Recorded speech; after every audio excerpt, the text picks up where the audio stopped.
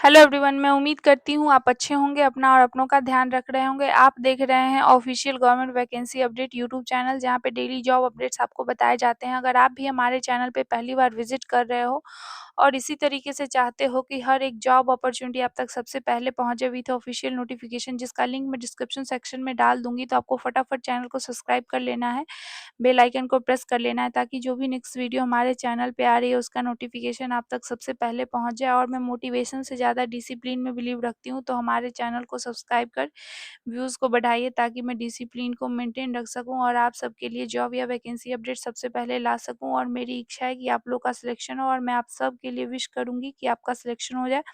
तो हमारे साथ वीडियो के अंत तक बने रहें, ताकि कोई भी इन्फॉर्मेशन आपसे ना छूटे। तो मैं वीडियो को स्टार्ट करने जा रही हूँ और हर एक जानकारी आपके साथ वन बाय वन साझा करूँगी।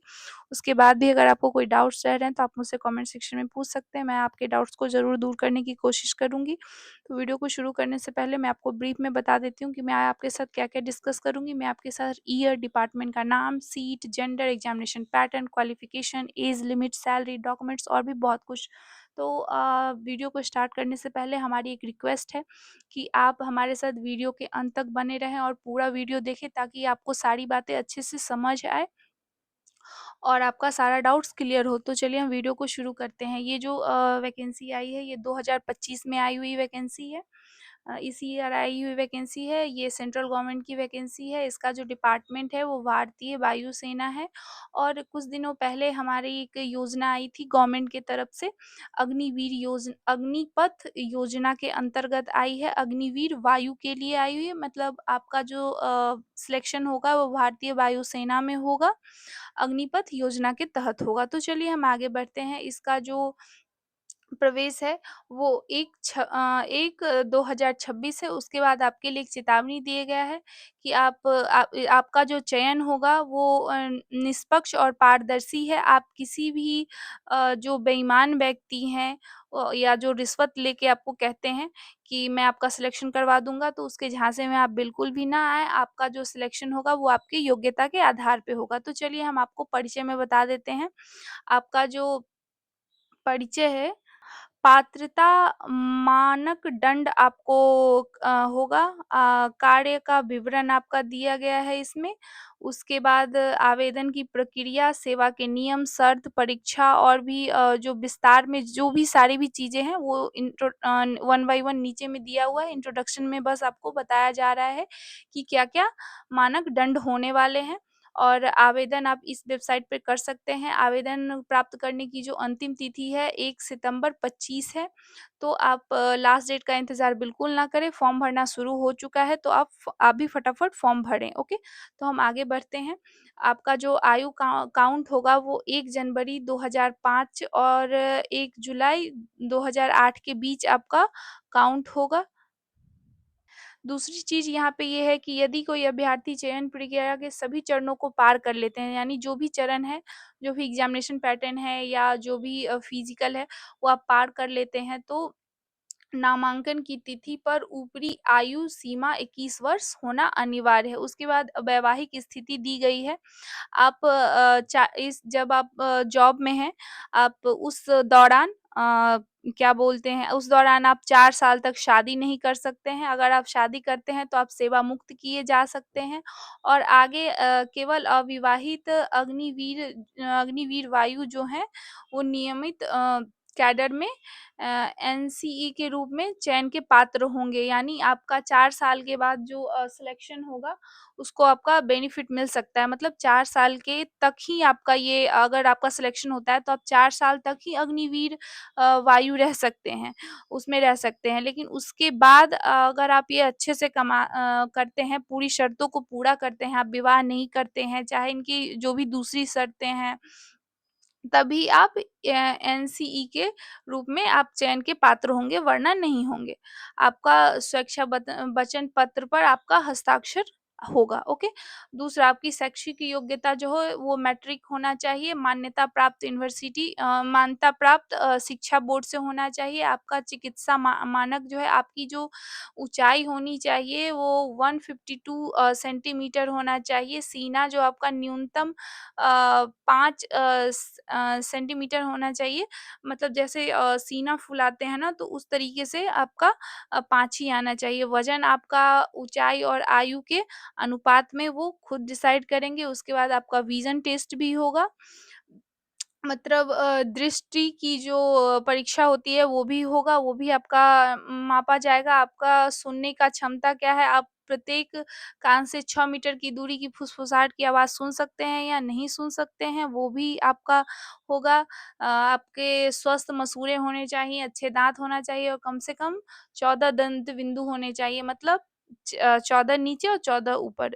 दूसरा आपका देख लें तो आपको कोई भी संक्रामक रोग नहीं होना चाहिए, त्वचा संबंधी बीमारी नहीं होनी चाहिए, आपका तीव्रता या जीवन नहीं होना चाहिए। इससे आप मुक्त होने चाहिए, तभी आपका मतलब पूरे तरीके से आप फिट होंगे, तभी आपका सिलेक्शन होगा। उसके बाद सामान्य अपात्रताएँ क्या है, ये आप चाहे तो रीड कर सकते हैं। हम आगे बढ़ते हैं। शरीर पर टैटू की बात करें तो अगर आपका जाति प्रथा या किसी परंपरा के अंतर्गत अगर टैटू आता है तो वो लोग डिसाइड करेंगे कि टैटू रहना चाहिए या नहीं रहना चाहिए, वरना टैटू काउंटेबल नहीं है। टैटू को आपको अगर आपका टैटू है तो आपका सिलेक्शन नहीं हो सकता। अगर किसी परंपरा के अंतर्गत और उनके रूल्स के अकॉर्डिंग कहीं भी आपका जो टैटू है वो एडजस्ट होता है, तभी आपका टैटू वैलिड होगा, वरना आपका सिलेक्शन नहीं होगा। उसके बाद जो सिख अभ्यर्थियों के लिए है केस बढ़ाएँ और अन्यथा दाढ़ी मूँछ रखने की अनुमति होगी। जिनका धर्म केस काटने अथवा दाढ़ी बढ़ाने को निषेध करता है, उनका होगा, मतलब जो सिख धर्म के लोग हैं वो दाढ़ी मूँछ रख सकते हैं। उनको एक दाढ़ी मूँछ के साथ अपना फ़ोटो देना होगा। उसके बाद कार्य का विवरण मैं बताती हूँ, आपका जॉब प्रोफ़ाइल क्या होगा। सो हॉस्पिटैलिटी स्ट्रीम जो है उसमें आपको ये बताती हूँ मैं आपको।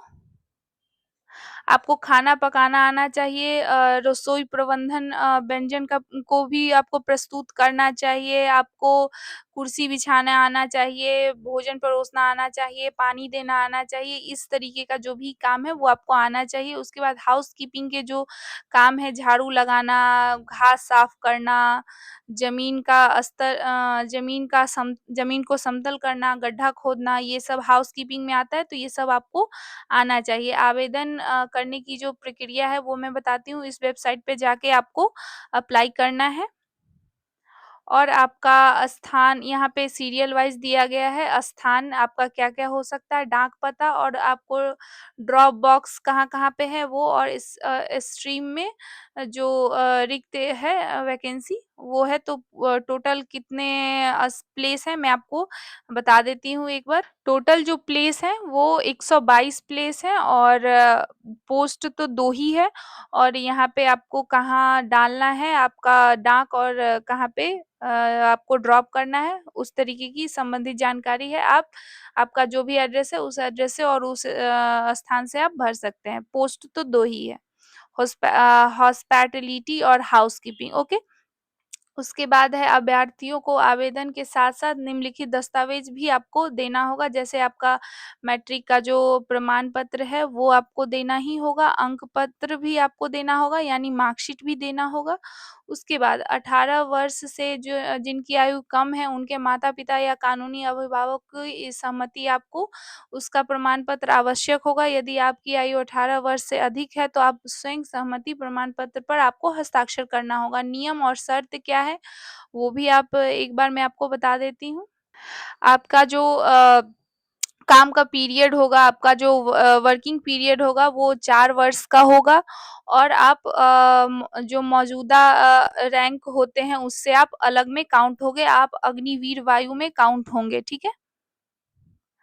उसके बाद रोज़गार संबंधित जानकारी है, इसको आप चाहें तो रीड कर सकते हैं। उसके बाद प्रशिक्षण है, आप प्रशिक्षण में क्या है कि आपको भर्ती जब आपका होगा ना तो आपके स्ट्रीम में आप विशिष्ट कार्य प्रशिक्षण आपको देना पड़ेगा। मतलब आपका जो भी स्ट्रीम है, हॉस्पिटैलिटी और हाउसकीपिंग का जो है, उसमें आपको महारत हासिल होनी चाहिए, ठीक है? उसके बाद अवकाश की बात करें तो अवकाश, हाँ, अवकाश आपका साल में 30 दिन आप छुट्टी ले सकते हैं, 30 दिन से ज़्यादा आप छुट्टी नहीं ले सकते हैं। अगर आप बीमार पड़ेंगे, तो चिकित्सा सलाह के आधार पर आपको सिक लीव मिल जाएगा। आपका जो वेतन होगा वो 30,000 होगा, ठीक है? उसके बाद समाप्ति लाभ क्या होगा, वो मैं आपको बता देती हूँ।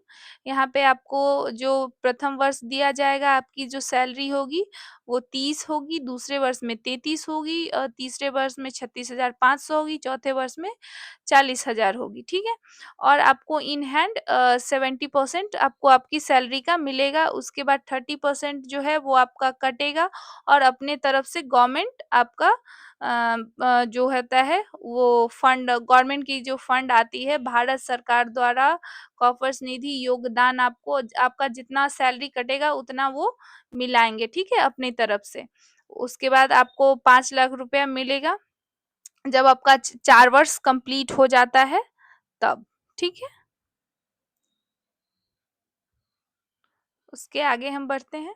जब आप भारतीय वायुसेना में जब काम कर रहे हैं, तो आपको चिकित्सक की सुविधा, जो आप बीमार पड़ते हो तो वो आपका फ्री में इलाज होगा। उसके बाद बीमा, मृत्यु और विकलांगता क्षतिपूर्ति, अगर आप जॉब के दौरान अगर आपका कोई भी क्षति होता है या आपका पैर, हाथ कुछ भी आपका डैमेज होता है या आपकी मृत्यु हो जाती है, तो आपके घर वालों को 48 लाख रुपया दिया जाएगा। और आपका अगर हाथ-पैर टूट जाता है या कुछ भी आपको ऐसा हो जाता है, आप इंजर्ड हो जाते हैं, तो आपको 48 लाख रुपए दिए जाएँगे। आपको पेंशन नहीं मिलेगा, रेगुलर तरीके से आपका पेंशन नहीं मिलेगा, ठीक है? उसके बाद अग्निवीर कौशल प्रमाण पत्र आपको एक दिया जाएगा, जो आप कहीं भी दूसरे जॉब स्किल में अगर आपका मानता हो तो आप वहाँ पे दे सकते हैं। उसके बाद परीक्षा का क्रम क्या होगा वो मैं बता देती हूँ आपको।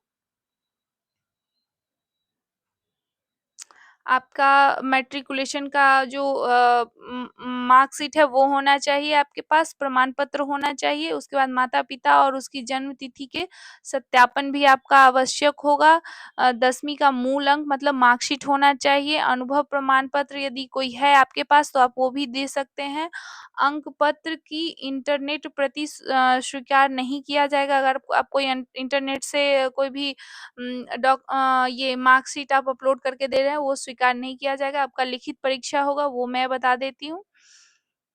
आपका सामान्य अंग्रेजी पूछा जाएगा 10 नंबर का, सीबीएसई, और सामान्य ज्ञान 10 नंबर का पूछा जाएगा। टोटल 20 नंबर के क्वेश्चन रहेंगे, जो 10th से रिलेटेड ही रहेंगे, 10th क्लास से रिलेटेड ही रहेंगे। उसके बाद जो आपका परीक्षा हॉल होगा, उसमें आप कागज़ या शरीर के आदि अंग में लिखित सामग्री से नकल ना करें। उसके आगे हम बढ़ते हैं।